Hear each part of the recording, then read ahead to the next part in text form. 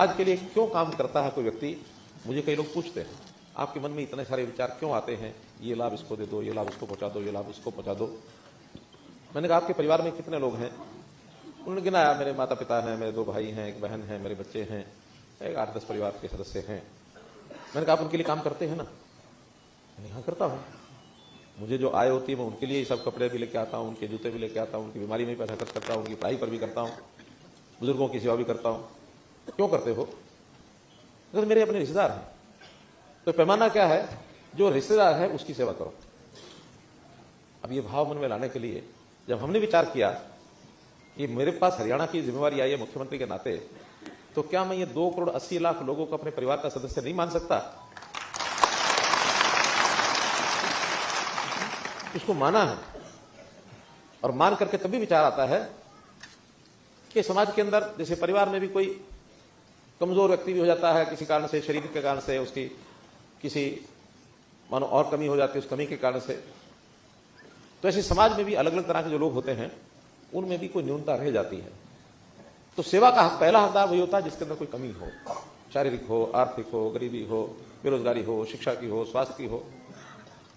इन चीजों को सामने रख करके हमें बताया सिखाया तो हमारे प्रदेश के प्रधानमंत्री नरेंद्र मोदी जी ने, क्योंकि मेरा मोदी जी के साथ बहुत पुराना संबंध है। उनका विचार भी यही है जो हमारा विचार है। वास्तव में तो हम किसी एक यूनिवर्सिटी के विद्यार्थी रहे हैं दोनों।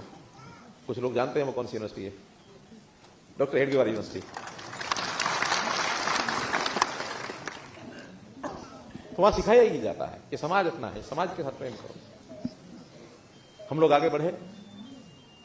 सबसे पहले तो यह आया कि समाज में जो बीमार हो जाते हैं व्यक्ति, उनका आर्थिक स्थिति परिवार की अच्छी नहीं होती है, तो कोई ना कोई पैसा खर्च होता है, कोई योजना बनाई जाए। तो प्रधानमंत्री जी ने योजना दे दी, क्या? आयुष्मान भारत। उस आयुष्मान भारत में हर ऐसा गरीब परिवार जो बीपीएल जिसको हम कहते हैं, उसका 5 लाख रुपए का बीमा, घर में कोई बीमार हो जाए उसका खर्च सरकार उठाएगी। उस योजना में हरियाणा के 15 लाख परिवार, 15.5 लाख परिवार आए। हमें लगा कि नहीं, हमारे यहां गरीबी की रेखा की जो लिमिट है वो 1,20,000 की बजाय हमें थोड़ा ऊपर करनी चाहिए। तो हमने उसको 1,80,000 कर दिया, और 14 लाख परिवार आ गए, तो हमारे यहां 29 लाख परिवार हो गए। इसके बाद भी डिमांड आई कि थोड़ा पैसा ले लो, 1,80 से ऊपर भी लिमिट बढ़ा दो। हमने हिसाब लगाया कि कुल मिला के एवरेज एक परिवार के ऊपर 3,000 रुपए का खर्चा आता है। तो जब बातचीत की, कुछ लोग बैठे थे, भाई 1500 हम भर देते, 1500 आप दे दो, करने हम ले लो। हमने वो योजना भी खोल दी, 1,80 से लेकर 3 लाख तक की जिसकी इनकम है परिवार की, उसको भी जोड़ा। 38,000 लोग वो भी जुड़ चुके हैं। तो आज 40 लाख ऐसे परिवार हैं जो आयुष्मान भारत चिरायु हरियाणा का लाभ उठा रहे हैं। और यही बात राशन कार्डों में भी थी। हमने 12 लाख 13 लाख का राशन कार्ड भी नए बनाए, इनको भी लाभ देना चाहिए। और साथ में ये भी तय किया कि इनको सबको क्या 1,80 से रखना, नीचे रखना जरूरी है। तो तब ध्यान में आया कि नहीं, इनका अगर रोजगार, इनके अगर व्यवसाय को बढ़ाया जाए, कुछ लोगों को प्राइवेट नौकरी मिले, किसी को सरकारी मिले, और गरीब आदमी को पहले लाभ दो। हमने गरीब के परिवार जिसके घर में एक भी नौकरी नहीं है, उसके बच्चों को 5% अंक अतिरिक्त दिए कि पहले इसमें से ले, बाद में फिर दूसरों में चले।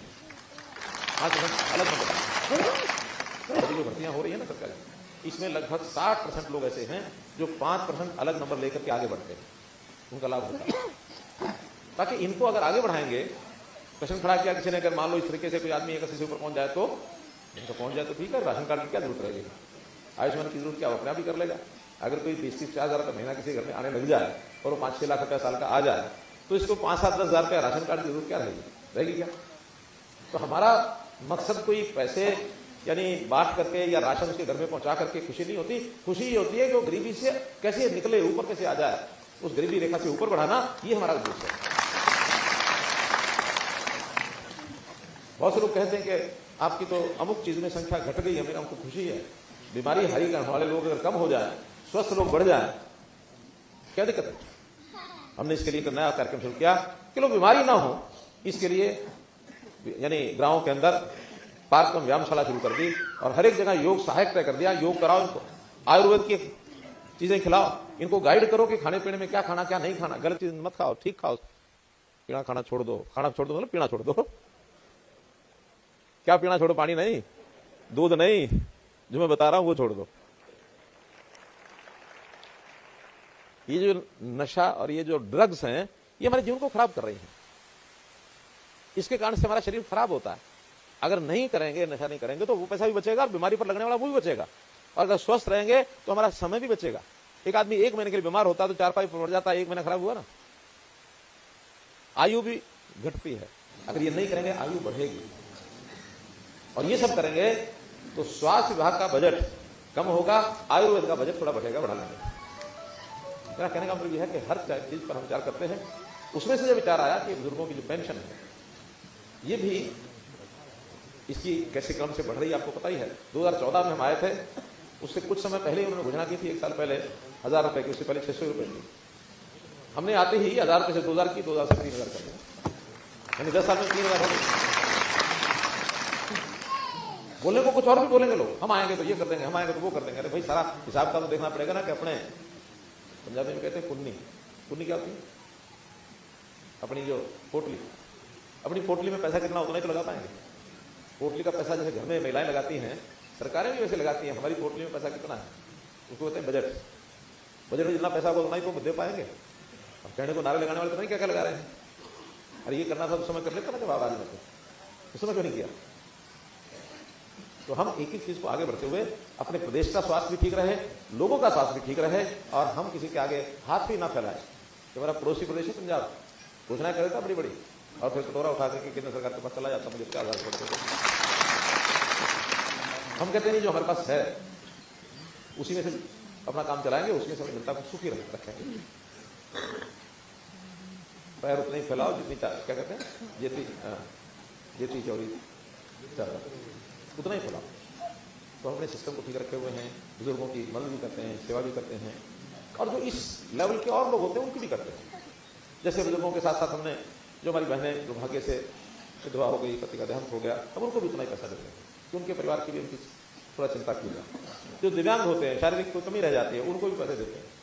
और पिछले दिनों में अचानक जब हमको ध्यान में आया कि भी जिनकी पत्नी डेथ हो गई, जिनके पति की डेथ हो गई, विधवा को दिया, जिसकी पत्नी की डेथ हो गई उसका, उन्होंने कहा उसकी भी लगा दो।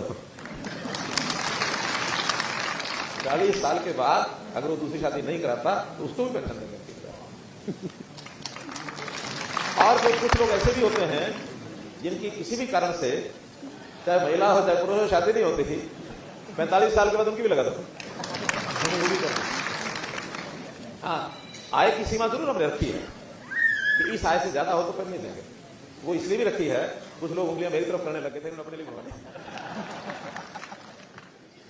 नहीं, मेरी आय उतनी उससे ज्यादा है, मैं उस सीमा में नहीं आऊंगा। धीरे धीरे बुजुर्गों की पेंशन वैसे तो सालों से मिल रही है, लेकिन कितने धक्के खाने पड़ते थे, जुतियां टूट जाती थी, दफ्तरों के चक्कर काट काट के कोई सुनता नहीं था। कई साल तक उनकी पेंशन बनती नहीं थी। हमारे पास हमें भी शुरू में ध्यान में आया कि कई साल तक लोग घूमते रहते हैं, दरखास्त लेके, दस्तावेज लेकर के दफ्तरों में चक्कर काटते हैं, फाइलें नहीं देती। हमने कहा नहीं, 60 साल का हो जाए उसी दिन कोई एक सरकारी आदमी घर जाना चाहिए, केवल एक फार्म कागज ले लो, उसको साइन करा के ले आओ। वो चाहता है कि हमें पेंशन लेनी है तो उसको पेंशन अगले महीने जानी चाहिए। और उस नाते से इस प्रदेश में मई 2022 में हमने कार्यक्रम शुरू किया था। इस 1.5 साल में 1,12,000 लोगों की पेंशन जो है ऑटोमेटिकली ऐसे बन गई, 1 लाख। उसी में से आज 3,000 लोगों की पेंशन आज दी जा रही है। आज उनके सर्टिफिकेट बन गए हैं, अगले महीने ये पेंशन उनके खाते में पहुंच जाएगी। अगले महीने क्या 7 तारीख को थी महीने, अगले महीने तो ये सारा एक कार्यक्रम होता है महीने भर का, तो अगले महीने से पेंशन सब बनेगा। एक और भी इससे थोड़ा सा ध्यान कराता हूं, क्योंकि हमारे यहाँ मीडिया के मित्र भी हैं, उनसे ध्यान कर लेंगे कि वेरिफिकेशन बहुत जरूरी है। जैसे 60 साल की उम्र हो गई कि नहीं, जरूरी है, क्योंकि 8 साल पहले हमको ध्यान में आया कि कांग्रेस के टाइम के ऊपर कुछ लोगों ने 50 साल, 52 साल, 48 साल, 55 साल को उन्होंने पेंशन बढ़वा ली, और जब उसका वेरिफिकेशन हुआ तो फिर डिपार्टमेंट ने कहा कि नहीं, वापस लाओ, रिकवरी निकाल दी उनके ब्याज समेत। आखिर मैंने आके रोका, मैंने कहा वापस लेने का तरीका ठीक नहीं है। अब जो ले गए गलती कर गए, गलती हो जाती है, किसी भी हो जाती है, आगे सावधानी बरतो कि 60 साल से पहले बने नहीं। और जिनसे आप वापस मांग रहे हो, इनका जिस दिन ये 60 साल के हो जाएंगे उस दिन जो पेंशन देनी है, आधी इनको देते रहो, आधी पिछले वाले काटते रहो। तो कोई उस टाइम तो अगर मान रुपए भी लिए होंगे तो अब तो 3,000 का आधा भी 1500 हो जाएगा। 1500 उनके कटेंगे, 1500 तो मिल जाएंगे। अब जब तक कटते रहे तब तक, जब तक पूरे ना हो तब तक काटते रहो। और भाई अगर कुछ रह जाए और वो आदमी ना रहे, कोई बात नहीं, उसको छोड़ दो, पिछले परिवार के लोगों से नहीं लेने की, इससे ये सुविधाएं देनी पड़ती हैं। साथ में इनकम की एक लिमिट, पहले होती थी कि जो बुजुर्ग हैं पति पत्नी, उनकी इनकम 2 लाख रुपए साल से ऊपर नहीं होनी चाहिए। हमें लगा कि 2 लाख कम है, हमने उसको आके 3 लाख कर दिया। जब 3 लाख रुपए की इनकम अगर है, उससे नीचे है तो पेंशन देंगे, उससे ऊपर है तो नहीं। क्योंकि 3 लाख से ऊपर का मतलब यह है कि उसको 25,000 रुपया महीना कहीं ना कहीं से आ जाता है। 25,000 महीना जो अपना ही कमा रहा है, तो फिर इस 2-3 हजार की जरूरत है क्या महीने की? क्यों? काम चल जाता है ना। तो कुल मिलाकर के, और एक और भी चीज, उनके हम एड्रेस भी चेक करते हैं, उनके जो आईडी कार्ड भी, वो क्या आधार कार्ड भी चेक करते हैं। कहीं कहीं फर्जीपना भी चल जाता है। फर्जी केस भी बहुत ध्यान में आए हैं। कहीं कहीं पड़ोसी प्रदेशों में, पंजाब के, यूपी के, राजस्थान के, ये लोग भी आकर के अपने किसी रिश्तेदार के घर में एड्रेस बनवाया और आके ओल्ड एज पेंशन लेने लग जाते हैं। रहते वही अपनी अपनी जगह, क्योंकि वहां तो कम मिलती है, 1,000 रुपया, 600, 800, यहाँ 3,000। थोड़ा ये आधार से मिलेगी तो एक ही जगह से, चाहे वहां से लो चाहे यहां से लो, लेकिन वहां 1,000 छोड़ देंगे, 3,000 ले लेंगे। ये बात अच्छी नहीं है ना। तो गलत आदमी पेंशन ना ले जाए, इसके लिए लगातार उसकी वेरिफिकेशन भी करते हैं। और अभी कुछ ध्यान में आया हमको कि 25-26 हजार लोग ऐसे हैं जिनका आधार कार्ड कुछ और है और बैंकों के नंबर बदल करके कुछ ना कुछ गड़बड़ होगी। बैंक के उनके नंबर मिलते ही नहीं। जो हमारे पास आधार कार्ड है उसका बैंक का अकाउंट नंबर कुछ और है, लेकिन ओल्ड एज पेंशन वो किसी और बैंक के अकाउंट में जा रही है। और उनका ट्रेस किया तो वो आदमी उस जगह पर, उन पतों पर रहते भी नहीं है। कई तमाशे आते हैं। तो हमने कहा कि ऐसे लोगों को कहो कि अगर पेंशन मानो इस महीने नहीं आती है तो बैंक में आकर के अपनी हाजिरी लगा के जाए। बैंक में आएंगे, हाजिरी लगाएंगे, उनका एड्रेस बदल गया है या अकाउंट नंबर बदल लिया उन्होंने, या कोई और बात हुई है, फोन नंबर बदल लिया है, तो ऐसे कम से कम हमारे पास रिकॉर्ड तो ठीक होना चाहिए ना। अगर रिकॉर्ड ठीक नहीं है तो कल को कोई भी उसका एक फर्जी मामला निकल आएगा, कल को फिर स्कैंडल बनेगा कि इतने रुपए का गड़बड़ हो गई। तो इनसे ही बचना है ना। तो ऐसे जिनकी इस महीने मानो किसी कारण से नहीं आती है, 10-20-15 हजार होंगे, तो वो जाके बैंक में अपना वेरिफिकेशन करा के आए। वेरिफिकेशन होते ही अगले महीने 2 महीने की आ जाएगी, इस महीने की भी अगले महीने की। ये तो ठीक है। क्यों? पेंशन तो जिसको मिलनी चाहिए वो ठीक आदमी होगा, उसी को मिलेगी ना। कोई किसी के नाम की ले जाए, ये ठीक है क्या? इसलिए ये वेरिफिकेशन, आज टेक्नोलॉजी का जमाना है, बहुत आसानी से लोग जो है, ठीक आदमी जो है उनका भी पता लग जाता है और जो ठीक नहीं है वो भी पकड़े जाते हैं। और अब वो जमाना चला गया कि जब पेंशन हमारी ऊपर से आती थी, बीच में किसी को मिलती थी, वो बांटता था जा जाके, और जितने बढ़ जाते थे। शाम को 5-7 पेंशन अगर बच गई तो उल्टे सीधे अंगूठे लगा के और उसका खाता पूरा करना और पैसे सारे जेब में। अब वो चल गया जमाना। अब तो वहां से अगर चलेंगे खाते में से तो सीधे किसके खाते में जाएंगे? जो पेंशन लेने वाला पेंशन होल्डर है उसके खाते में जाएंगे। बीच में कोई पकड़ने वाला नहीं है, कोई ना रोकने वाला है। हाँ, उस टेक्निकल में गड़बड़ कर जाए, जैसे मैंने पहले बताया कि आधार किसी का है, बैंक अकाउंट किसी और का है। अब ये कोई गड़बड़ करेगा तो कैसे की होगी, पकड़ा भी जाएगा, लेकिन इसको भी होने नहीं देंगे। और अब तो हमने, यानी किसानों के खातों में उनकी जो फसल होती है, उसकी जो कीमत होती है, उसकी जो पैसा आता है उसकी कीमत का, पहले तो आड़तियों के खातों में जाता था, अब सीधा किसान के खाते में। किसान अपने आप को कभी लखपति करोड़पति तो कहता ही नहीं था। अब कई किसान करोड़पति भी हो गए, लखपति भी सारे हो गए। और उल्टा सिस्टम चल पड़ा। पहले किसान दौड़ता था दुकानदार के पास, आरती के पास, भाई बेटी की शादी है, कुछ पैसे दे दे। वो कहना क्या करेगा कि कुछ फर्नीचर लाऊंगा, चल फर्नीचर वाला को मैं फोन कर देता हूँ, ले आ। कपड़े लाऊंगा, चल कपड़े वाले से ले आ। हलवाई लाऊंगा, हलवाई से, मेरे आदमी है, सब ले आ जाके। अब पता नहीं कितने पैसे जाते कितने नहीं जाते, वो बड़ा घूमता रहता था। अब जो दुकानदार आड़ती हैं वो किसानों के पास जाते हैं, भाई कि मैं पड़े हूँ, पैसे तो जरा दे दे, मुझे जरूरत है। तो ब्याज पर लेके आता है। मतलब है तो व्यवहार, कोई दिक्कत नहीं है, लेना देना तो सबका चलता है, लेकिन सिस्टम तो बदल गया ना। तो किसानों की आय कैसे बढ़े, गरीबों की आय कैसे बढ़े, एक एक बात, इसका विचार मोदी जी की सरकार भी करती है, हम भी करते हैं, और जनता में उसका संतोष है, खास करके गरीब जनता। इसी का परिणाम है कि कल सब लोग खुशी खुशी नाच रहे थे। यानी 3 प्रदेशों में से एक आध प्रदेश तो ऐसा है जिसके बारे में सब कहते थे ना वहां बीजेपी नहीं आएगी, और वही सबसे ऊपर निकल के आई है। तो जैसे ये हैट्रिक लगाई है मोदी जी ने, यानी 3 स्टेटों में हैट्रिक लगी। अब यही हैट्रिक जो है मई के महीने में मोदी जी की लगेगी, और फिर 4 महीने बाद वही हैट्रिक हरियाणा में भी लगनी है। हैट्रिक का मतलब समझते हैं ना? हैट्रिक क्या होती है?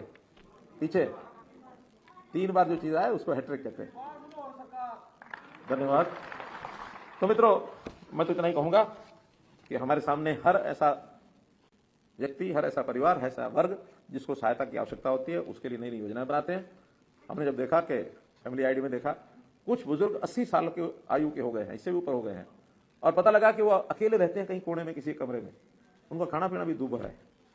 जिलों में हमने डीसी को कहा कि एक वृद्ध सेवाश्रम बनाइए, और वृद्ध सेवाश्रम में ऐसे लोग जिनका अकेले रहते हैं, उनकी भोजन की कोई व्यवस्था नहीं है, उनके कपड़े, दवाई, रहना सहना जो भी कुछ है उसकी चिंता सरकार करेगी। ऐसे वृद्ध सेवाश्रम में 80 साल या इससे ऊपर के जो अकेले हैं उनको सबको वहां लाएंगे, सबको लाएंगे और वहां उनकी पूरी सेवा करेंगे, आदमी रखेंगे, भोजन की इसकी व्यवस्था कराएंगे। सब डीसी को हमने 14 जिलों में तो इन्होंने जगह भी देख ली है और उसके ऊपर बिल्डिंग का बनना भी शुरू हो गया है। शुरुआत करेंगे 15, 20, 25 से, फिर जैसे जैसे आएंगे लोग उस आश्रम में उसको बढ़ाते चले जाएंगे। तो ऐसे सेवा के काम ये सब करेंगे। और जो ये परिवार पहचान पत्र फैमिली आईडी जिसका जिक्र हुआ, इसके आधार पर सेवाएं जो हैं, छोटी मोटी कठिनाइयां हैं, उन कठिनाइयों को दूर करने के लिए हमारे सारे डिपार्टमेंट, सारे हमारा चाहे फील्ड का डिपार्टमेंट है, चाहे ईडीसी ऑफिस है, चाहे सेवा विभाग है, हमारे डीसी की देखरेख में हर काम ठीक से चल रहा है, किसी को कठिनाई नहीं आने देंगे। बीच में कुछ दिन आई थी कठिनाई शिकायत, तो लगभग 3 लाख शिकायतें आई थी, प्राय सबको रिजॉल्व कर दिया गया है। अब किसी की शिकायत आती है तो हाथों हाथ जैसा वो अप्लाई करता है, अगले 7 दिन में 10 दिन में उसको ठीक करके उसको भेज देते हैं। इस अवसर पर मैं आप सब लोगों को, खास करके जो बुजुर्ग हमारे ऐसे बुजुर्ग साथी हैं, बहनें माताएं हैं, उन सबको जो आज पेंशन का एक कार्ड इनको मिला है, अगले महीने से इनकी पेंशन शुरू होगी, इनको बहुत बहुत बधाई, बहुत बहुत शुभकामना देते हुए अपनी बात